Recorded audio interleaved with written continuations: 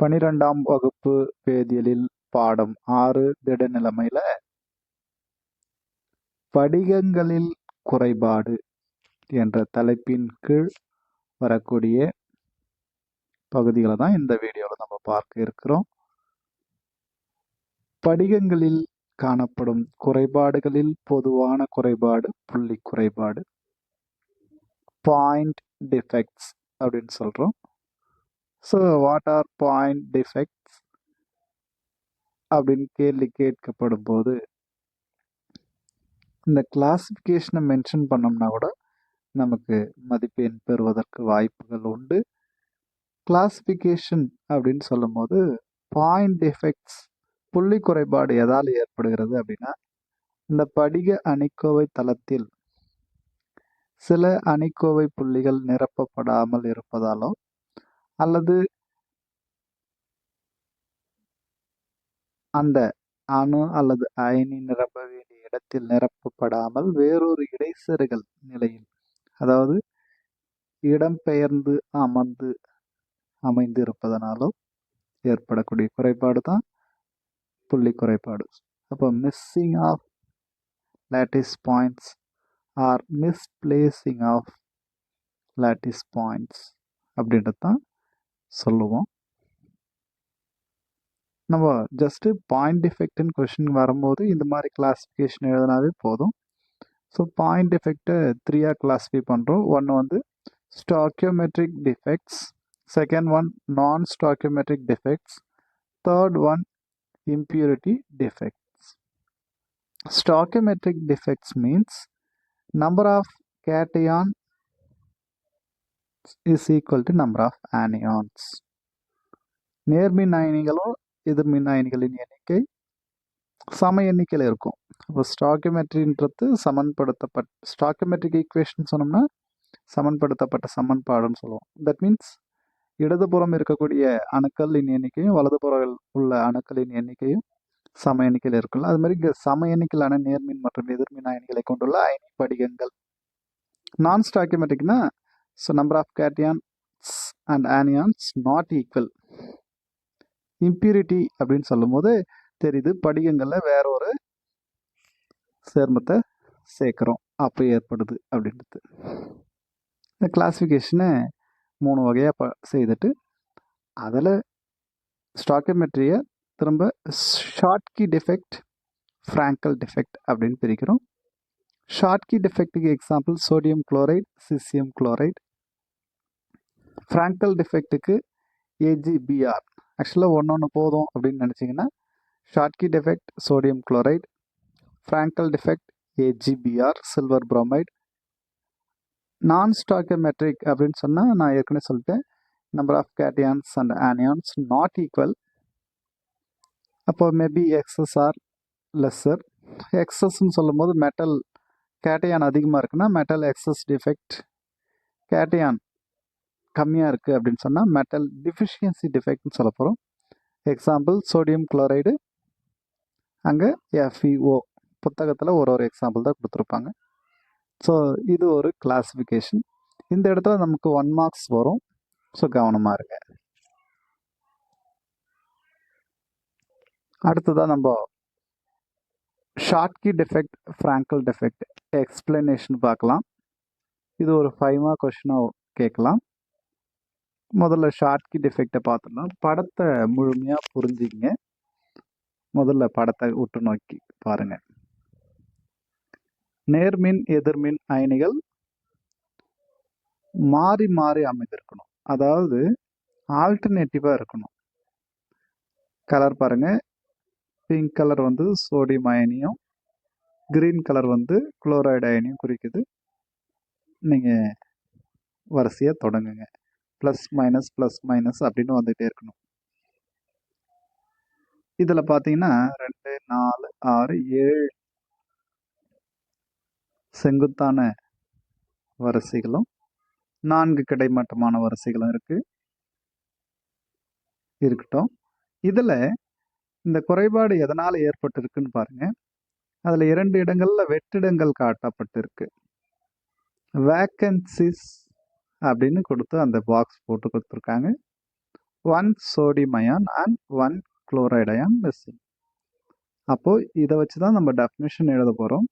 So Schottky defect arises due to missing of equal number of cations and anions in the crystal lattice அப்படின்னு நம்ம definition கொடுப்போம். பாருங்க, Schottky defect arises due to missing of equal number of cations and anions from the crystal lattice. Okay, miss ஆகிப்போச்சு.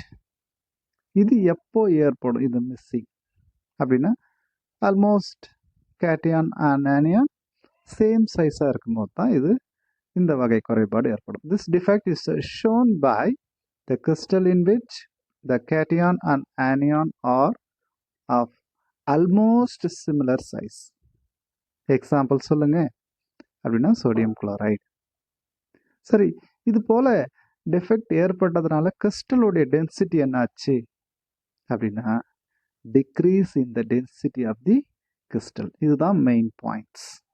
So நமக்கு mark டிவிஷனாக கொடுக்கப்பட போது arises ஒரு மார்க்கு, அதாவது பாயிண்ட் அரைசஸ் ஒரு பாயிண்ட்டு, சைஸ் பற்றி சொல்கிறது ஒரு பாயிண்ட்டு, எக்ஸாம்பிள் சொல்கிறது ஒரு பாயிண்ட்டு, டென்சிட்டி பற்றி சொல்கிறது ஒரு பாயிண்ட். அப்போ 4 பாயிண்ட் சொல்கிறீங்க.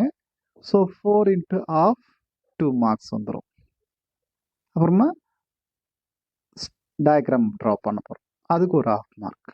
ஸோ 5 மார்க் கொஸ்டின் வரும்போது 2½ + 2½ Schottky defective 2½ Frankel defective 2½ வரும்.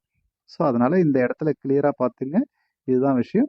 தென் அந்த நெக்ஸ்ட் பாயிண்ட் வந்து எக்ஸ்பிளனேஷன் தான். In sodium chloride equal number of sodium and chloride ion are missing, ions are missing from the crystal lattice creating a pair of vacancies அப்படின்ட்டு example. இது நம்ம difference டைப்பில் எழுதும் போது என்ன இதான் விஷயம். ஸோ இதை பாயிண்ட்ஸ் அப்படியே எழுதிக்கணும். எதெல்லாம் அரைசஸ் எழுதுங்க, that means cause equal number of cations and anions missing from the crystal lattice. Then density என்ன ஆகுது? டிக்ரீஸ் ஆகுது. சைஸ் எப்படி இருக்கணும்? Similar size of cation and anion. அதுக்கு எக்ஸாம்பிள் என்னது? Sodium chloride or potassium chloride or caesium chloride. அதுக்கடுத்து diagram draw பண்ணுங்க. Diagram draw பண்ணது ரொம்ப ஈஸி தான், ஆல்டர்னேட்டிவாக இருக்கணும். சரி, அடுத்தது ஃப்ராங்கல் டிஃபெக்ட்டுக்கு வாங்க. ஸோ ஃப்ராங்கல் டிஃபெக்ட்டுக்கு வரும்போது முதல்ல படத்தை பார்த்துடலாமா? ஸோ படத்தை பாருங்கள், இதில் சைஸ் டிஃப்ரெண்ட்டாக இருக்கிற மாதிரி படம் இருக்குது. அடுத்தது அதில் யார் யார் என்ன அப்படின்றது கொஞ்சம் பார்த்தீங்கன்னா, ஆக்சுவலாக அந்த ஏஜி ப்ளஸ்ஸு பிங்க் கலர் போட்டிருக்காங்க. அப்போ டோட்டலாகவே அந்த ஸ்மாலராக இருக்கக்கூடியது எல்லாமே பிங்க் கலராக தான் இருந்திருக்கணும். சரிங்களா? அது மட்டும் கொஞ்சம் கவனத்தில் வச்சுங்க. எல்லாமே ஸ்மால் சைஸாக இருக்கிறது எல்லாமே கேட்டியான், தட் மீன்ஸ் பிங்க் கலராக மென்ஷன் பண்ணியிருக்காங்க. லார்ஜர் சைஸ் எல்லாமே புரோமைட். பொதுவாகவே கேட்டியான் ஸ்மாலர் சைஸாகவும் ஆனியான் லார்ஜர் சைஸாகவும் இருக்கும். அப்போ சைஸ் வந்து கண்டிப்பாக இங்கே டிஃப்ரென்ஸ் இருக்குது. அந்த ஸ்மாலர் கேட்டியான் ஆக்குபைஸ் இந்த இன்டர்ஸ்டிஷியல் பொசிஷன். ஸோ அது இடைச்செருகல் நிலையில் அமைந்திருக்கிறத நீங்கள் பார்க்க முடிகிறது. சரி, அப்போது இங்கே எக்ஸ்பிளனேஷன் வரும். ஃப்ராங்கல் defect arises due to Frankel defect arises due to the dislocation of ions. Location அந்த அயனி அது அமைய வேண்டிய இடத்துல அமையாம வேறொரு இடைச்செருகல் நிலையில அமைந்திருக்கு. படத்துல பாத்துப்பீங்க, அந்த பிங்க் கலர் வேறொரு இடத்துல இருக்கு. ஒரு ஒயிட்டா இருந்த இடத்துல காலியாவும் ஒரு வட்டமிட்டு காட்டப்பட்டிருக்கு, இன்னொரு இடத்துல பிங்க் கலர் இருக்கு. அப்போ dislocation of ions from their crystal lattice to the interstitial position அப்படின்னு சொல்லிடுறோம். This defect is shown by the crystal in which small cation and large anion are present அப்படின்னு கொடுத்துருக்காங்க. ஸோ இந்த பாயிண்ட்டை நீங்கள் வந்து சைஸ் கம்பேரிசன் தான். Size of cations and anions are differ அப்படின்னு சொன்னால் கூட என்ன. நெக்ஸ்ட் எக்ஸாம்பிள் கொடுக்கணும். AgBr silver bromide. டென்சிட்டி என்ன ஆகுது? அன்சேஞ்ச்ட் அப்படின்னு சொல்லிடலாம். டென்சிட்டி ஆஃப் தி கிறிஸ்டல் அன்சேஞ்சுன்னு சொல்லிடலாம். That means does not affect the density of the crystal. Then explanation அந்த படத்தை வச்சு சொன்னீங்கன்னா, in AgBr the smaller Ag plus ions leaves the lattice site. அது அமைய வேண்டிய அந்த இடத்துல அமையாம அங்கிருந்து வேறொரு இடத்துல occupies எங்க இருக்கு, occupies an interstitial position. அதான் படத்தில் காட்டியிருக்காங்க. ஸோ கிளியராக பாருங்க, unoccupied lattice site vacancy அப்படின்னு காட்டியிருக்காங்க. அங்கே வேக்கண்ட்டாக இருக்கு. அந்த Ag plus ion occupies in the interstitial position. Occupies an interstitial position அப்படின்னு காட்டியிருக்காங்க. நம்ம படத்தில் அது மாதிரி தான் நம்மளும் காட்டணும். ஓகேவா?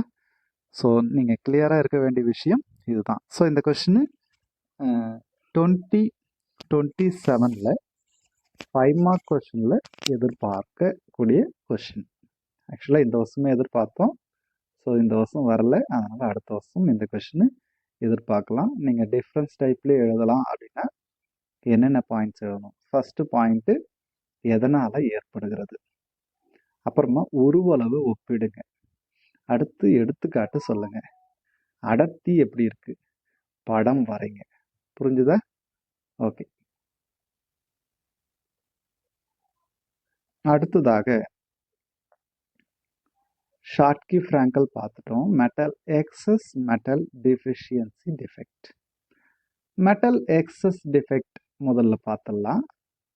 அதாவது நான் ஸ்டாக்கியோமெட்ரிக் டிஃபெக்டில் metal excess and metal deficiency defect. Example, metal excess defect அப்படின்னு சொல்லும்போது அதுலேயே தெரியுது கேட்டையான் அதிகமாக இருக்கு. அப்போ கேட்டையான், அப்போ excess of metal ion over ஆனியான்ஸ்ன்னு சொல்லியிருக்காங்க.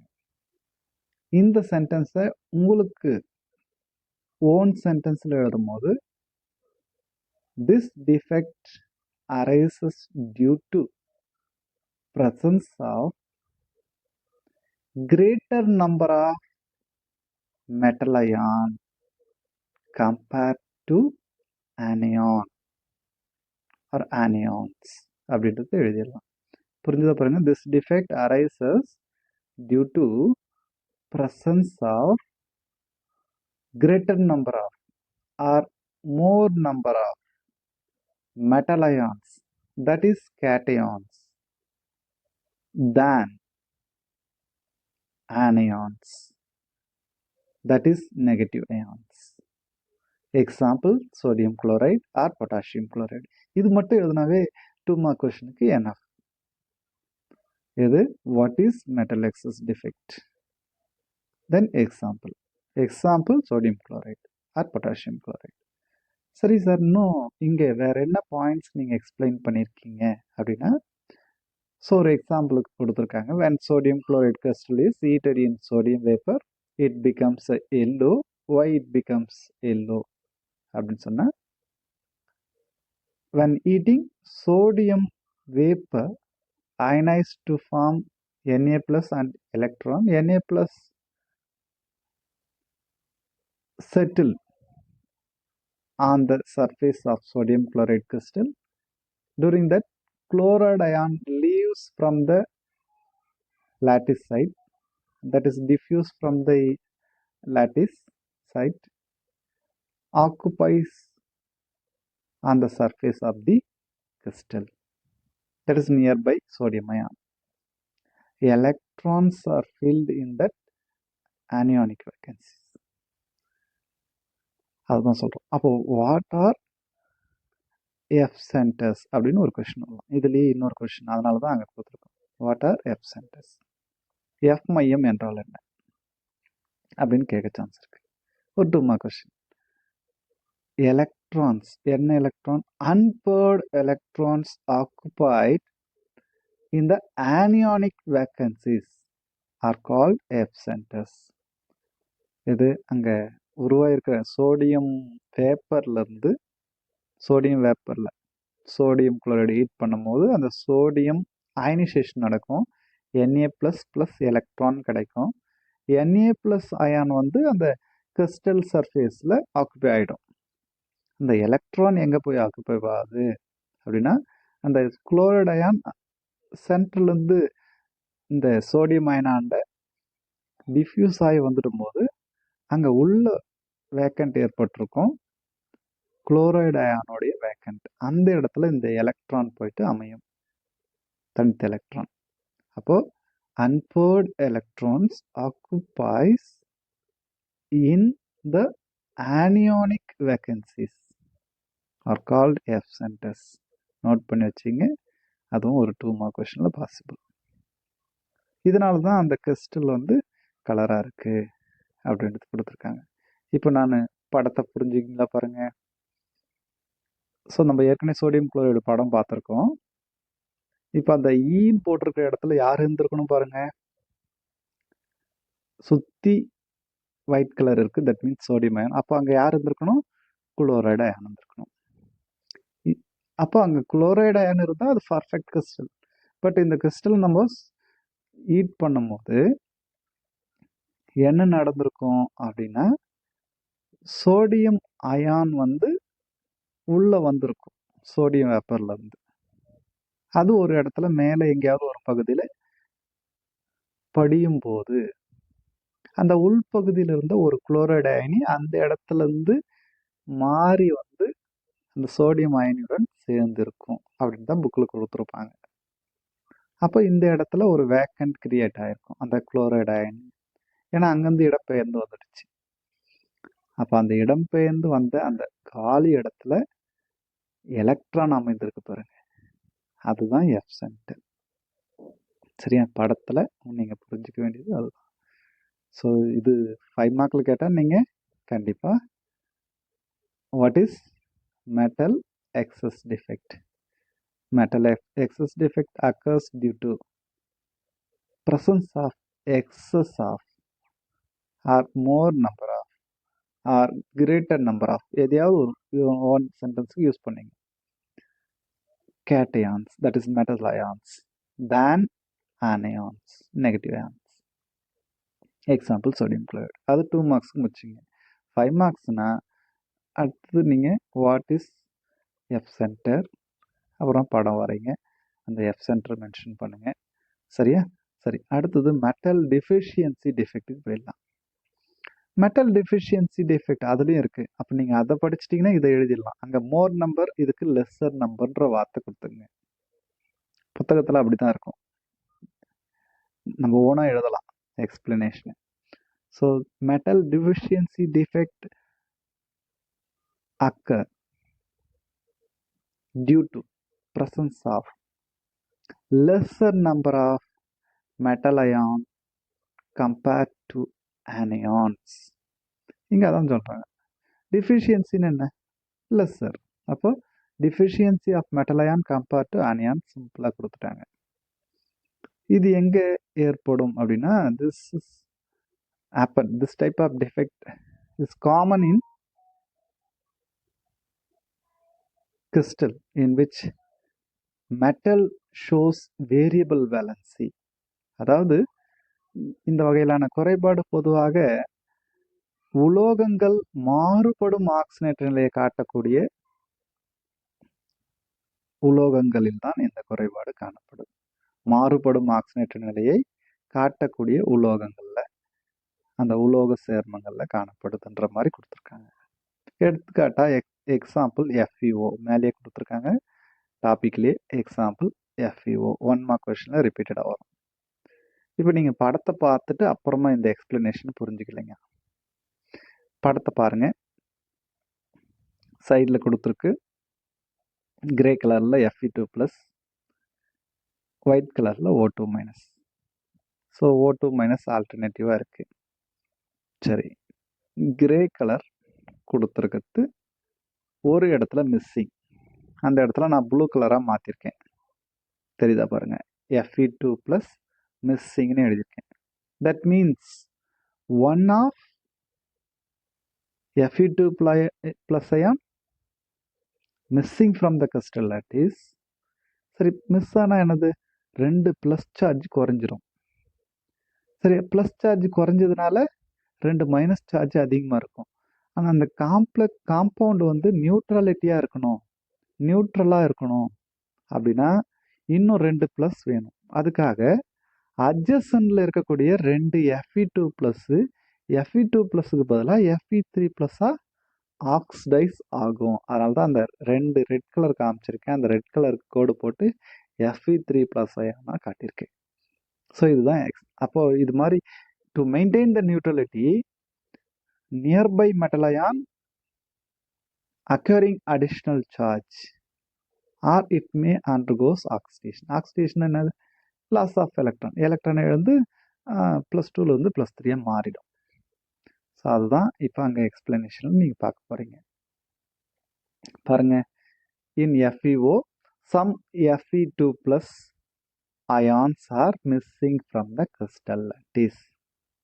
For every Fe2 plus missing, 2 neighboring Fe2 plus converted to Fe3 plus. So இந்த படத்தில் பார்த்தீங்கன்னா ஒரு Fe2 ப்ளஸ் மிஸ் ஆயிருக்கு. அதை நான் வந்து ப்ளூ கலரில் காமிச்சிருக்கேன்.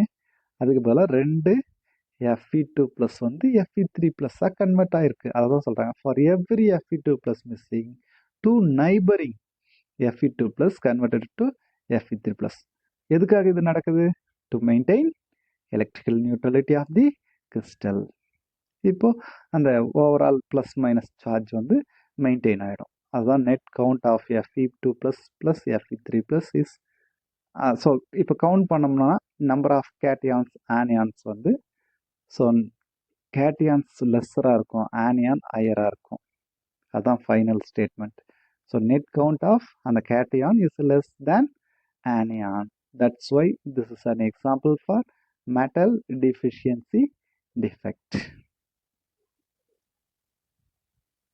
Thank you.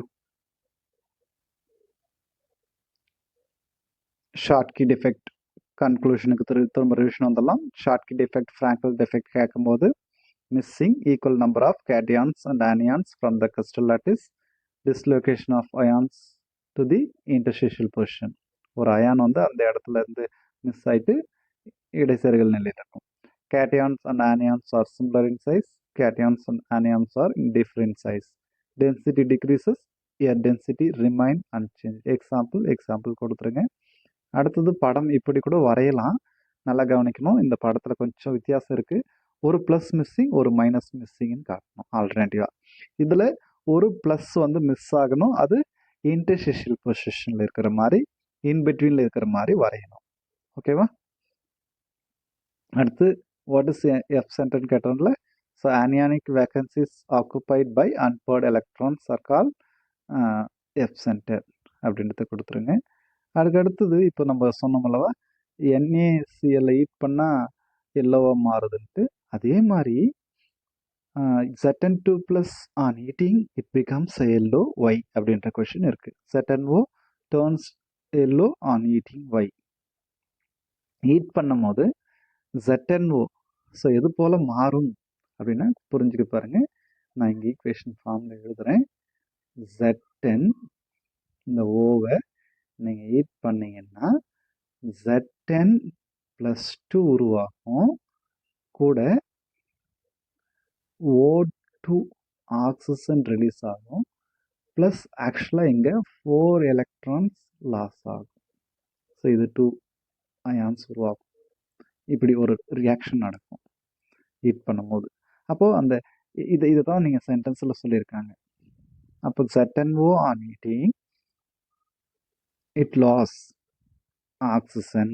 இது இந்த இடத்துல கொடுத்துருக்கோம்ல, அந்த ஆக்சிஜன் லாஸ் ஆகுது. To form free Zn+2 ions. அடுத்தது பார்த்தீங்கன்னா இந்த Zn+2 ions and electrons, excess of Zn2 plus ion and electrons, free electrons, occupies interstitial position, shows metal excess defect. That's why it becomes yellow அப்படின்றது சொல்லிடுங்க. இது ஒரு compulsory கொஷினாக, recent கொஷினாகவும் வரத்துக்கு chance இருக்கு.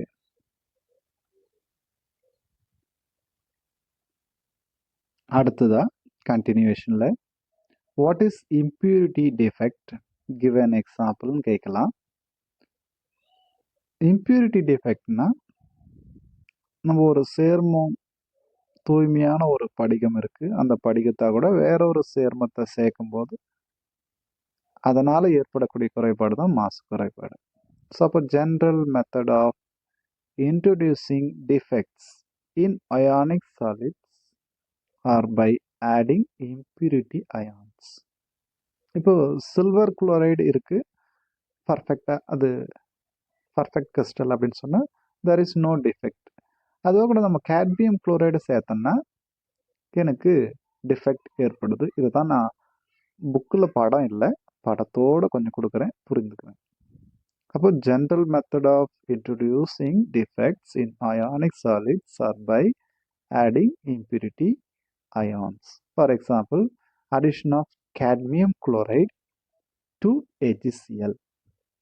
படத்தை பாருங்க, பியூர் AgCl நான் கொடுத்துருக்கோம். ஃபர்ஸ்ட் அந்த AgCl Ag plus Cl minus ions இருக்கு. Ag plus என்னது? Green colour. ப்ளூ கலர் இருக்கிறது குளோரைடு. 6 இருக்கு இந்த படத்தை பார்த்தீங்கன்னா. ஓகே, அப்போ 6 ப்ளஸ் இருக்கு, 6 மைனஸ் இருக்கு. இது perfect pure crystal, no defect. இப்போ நான் இதுக்கு கேட்மியம் குளோரைடை சேர்க்குறேன், இம்பியூரிட்டி சேர்க்குறேன். சேர்த்தா என்ன நடக்குதுன்னா, 1 of Ag plus ion is replaced by cadmium ion. இப்போ உங்களுக்கு படம் புரிஞ்சுதா பாருங்க. அடுத்த படத்தை பாருங்க, அந்த இடத்துல ஒரு பிங்க் கலர்ல கொடுத்துருக்கோம், impurity Cd2 plus ion occupy ஆகுது. சரி, ஃபைன். அந்த இடத்துல Cd2 plus ஆக்குபை பண்ணிச்சு. இப்போ நீங்க சார்ஜ் கவுண்ட் பண்ணீங்கன்னா, ஸோ எத்தனை இருக்கும் ஆக்சுவலா அப்படின்னு பார்த்தோம்னு வச்சுக்கோங்க. ஸோ அந்த ப்ளூ கலர் கவுண்ட் பண்ணீங்கன்னா 6 மைனஸ், பிரச்சனை இல்லை. இது ஆக்சுவலா இந்த இடத்துல யார் இருந்துக்கணும்னா, ரெட் கலர் போட்டிருக்கேனே, ஸோ இந்த இடத்துல யார் இருந்துக்கணும்னா கிரீன் கலர் இருந்துக்கணும்.